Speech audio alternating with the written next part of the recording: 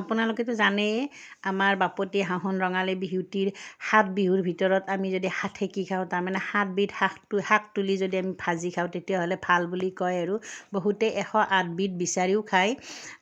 গতিকে বিচাৰি যদি তেনেকৈ নাপায় 7 বিধ খালেও কথা নাই, কিন্তু আজিকালি যিহেতু বাৰিষা বৰষুণ পৰিছে বনৰীয়া শাক এনেকৈ বিচাৰিলে পোৱাই যায়, যদি সময়ৰ অভাৱৰ কাৰণে নাপায় 7 বিধ খালেও কথা নাই বাৰু।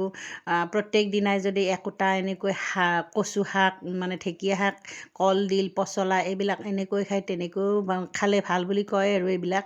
গতিকে আজি আমাৰ এয়া দেখিছে সাতেকিও তুলিলে 7 বিধ শাক মিক্স কৰিও তুলিলে বাৰু। আৰু এয়া কচু শাক আৰু মধুসোলেং পাত কোন বিলাহী জলকীয়া এনেকৈ দি ধুনীয়াকৈ কাটি কুটি জুইত মানে সিজাম এতিয়া দেখিছে এনেকৈ ধান খেৰ দি দিছোঁ। লগতে কিন্তু খাৰো দি দিছে দেই, খাৰটো একদম প্ৰয়োজনীয় বস্তু ইয়াতে।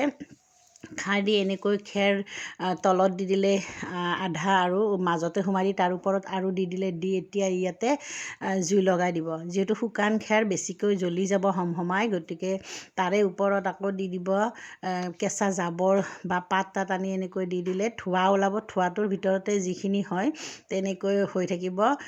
এনেকৈ আমি সৰু মাছ জুই দিও খাওঁ, অকল কচুৰ ঠাইত সৰু মাছখিনি দিলেই হ'ল। আমি আগতে এনেকৈ খাইছিলোঁ, কিন্তু এতিয়া বাৰুনো ক'ত তেনেকৈ পাব, ভাপত সিজাই পেলাই খোৱা হয়। আমি সৰু মাছো খাইছিলোঁ এনেকৈ।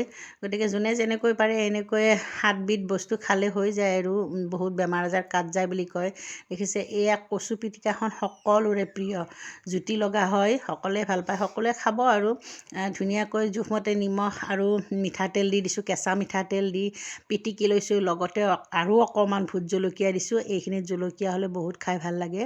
দেখিছে এয়া পিটিকা আৰু সাতেকি তুলিছে 7 বিধ শাকৰ চব্জিও বনাইছিলোঁ, সেই দি আজি আমি ৰাতিপুৱাৰ সাজত খালোঁ, বহুতেই ভাল লাগিছিলে। খাব সকলোৱে, ভাল হয় বোলে বহাগত খাই বুলি কয় আৰু।